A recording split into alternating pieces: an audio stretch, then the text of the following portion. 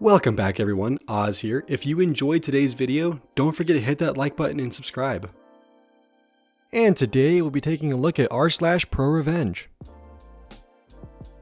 Try to end my soccer career? Let me end yours.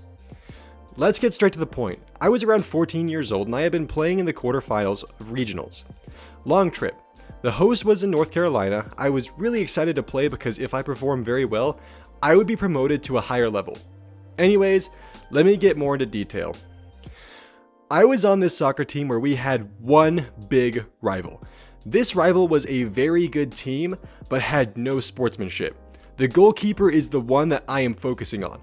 I am an attacking player on my team and had the most assists in the 5 divisions. It was normal for me to get targeted because I was one of the top players, statistically wise. So it was the quarterfinals and the regionals, and we were up against our rival. The goalkeeper had just saved my shot, so it was a corner. I let my teammate take it, so I had the chance to score. It was 1-1. He takes a corner, I jump up to get a header.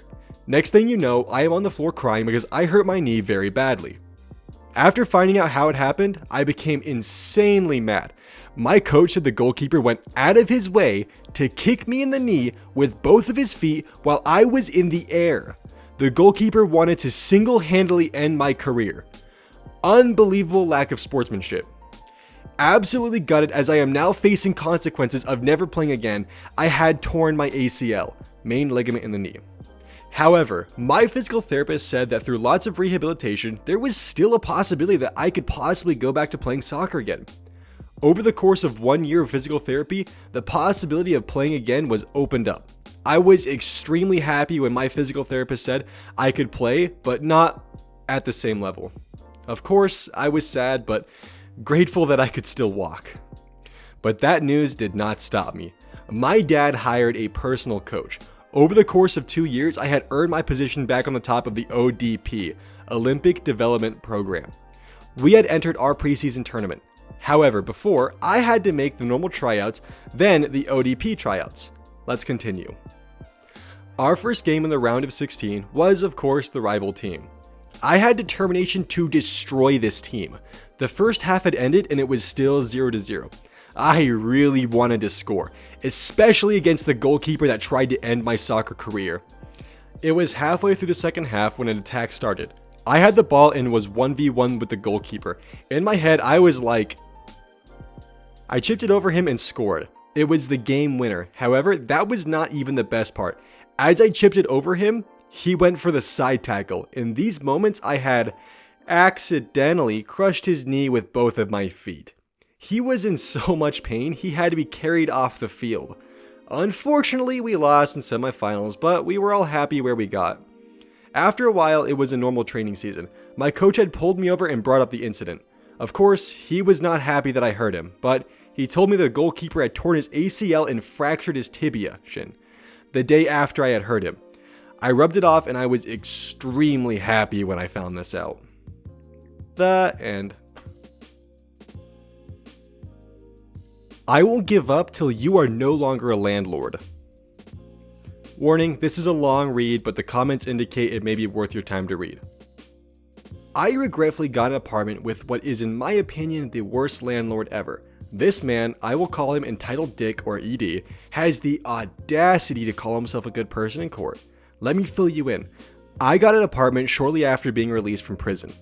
Happy that someone was going to give me a chance to improve my life. This was clearly not the case.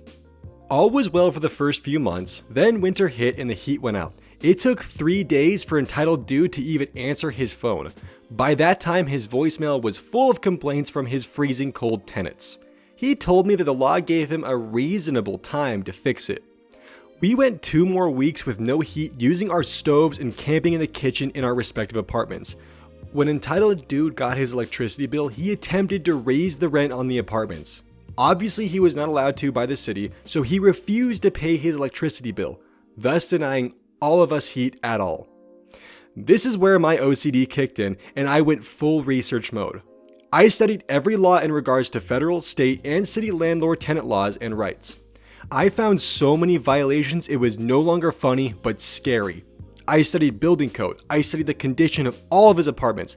This was easier due to the fact that I was either friends with his tenants or had gone there to repair damages caused by frozen pipes and electrical outlets failing due to shoddy wiring and so forth. Entitled Dude had pissed off all of his tenants. Every last one of us was pissed to the point where they wanted to testify against him in court but couldn't due to the financial hardships the living conditions we were in had been causing. I formulated a plan to get him to repair the buildings he owned. But Edie had his own plan. January 2nd at 2 a.m. I was awoken by the smoke detectors in the whole building going off.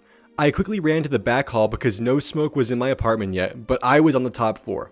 I opened the door and was greeted by a thick wall of smoke. I quickly ran downstairs after shouting for my girlfriend at the time to get out of the house quick. I pounded on every door and screamed fire. I got as many people as possible to evacuate, but the floor with the fire no one was answering and to my knowledge contained children. So I panicked. At this point the fire department was there and began breaking in doors. I evacuated. After the fire was out and the investigation had started, I witnessed Entitled Dude give the tenant of that apartment's sister an envelope containing an undisclosed amount of cash, which was visible to anyone nearby. 2 weeks later, the results were released. Arson. The tenant had used hairspray to start the fire and hid the evidence in a hole she punched into the wall. The very person who had been given money by the landlord.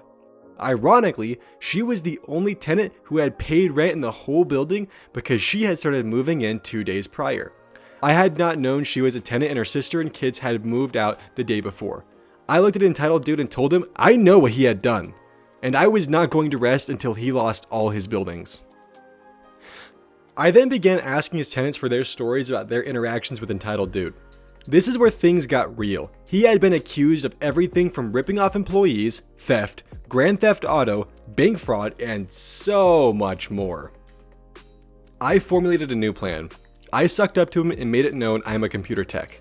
Entitled Dude had a few broken computers and some printer and network issues. I was in. We worked a deal on payment for back rent. I knew he was not good for his word, but it was all part of the plan. Once I got his passwords and logins, I copied his entire hard drive to my portable one. I copied all his emails in his business account and printed his financial records on my Wi-Fi printer, which was next door. After I fixed his computers and network, I then went home to review my newfound evidence. It was enough. More than enough. I contacted code enforcement with all the violations of code for every building, including the illegal electrical installation in his new office without permits or even an electrician. He was immediately investigated. That night, I found a 7-day notice to quit on my door. My roommate was worried, but I filled him in on the plan. Remembered I studied all those laws and rights? Well, we got to court and I opened with, "Your Honor, I have proof of a clear violation of the Warranty of Habitability Act."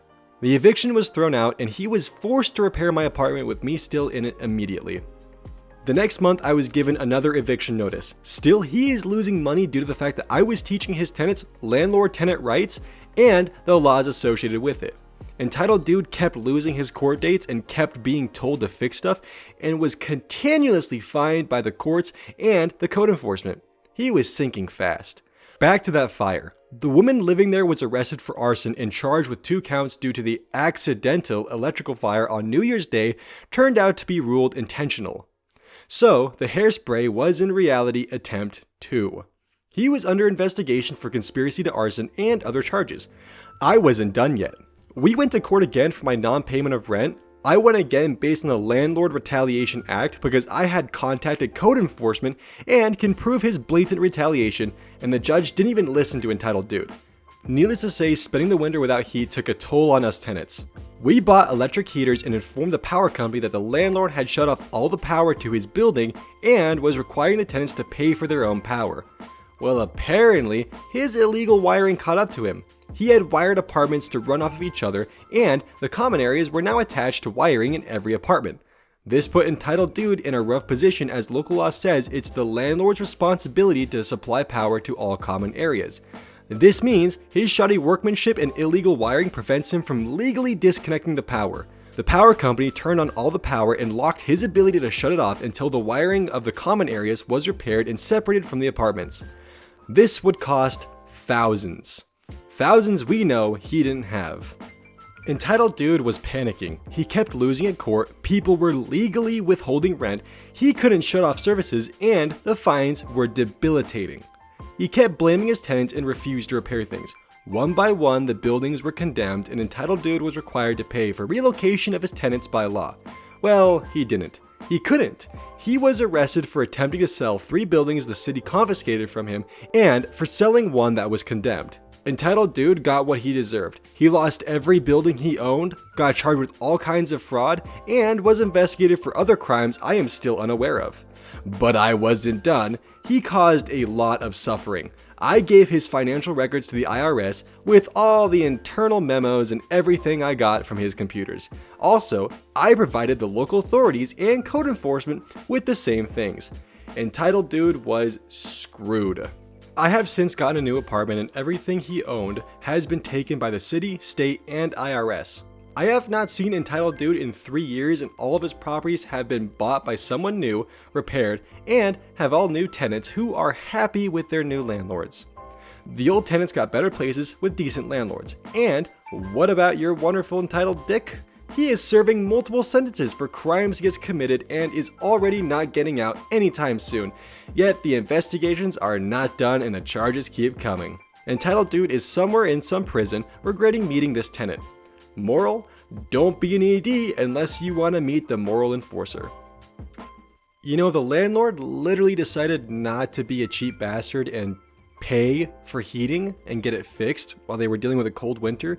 He would probably actually still be walking around with us today. But no, instead he had to basically put people's lives on the line in a winter with no heating. Nice. And you got mad at them when they tried to stay alive. Nice.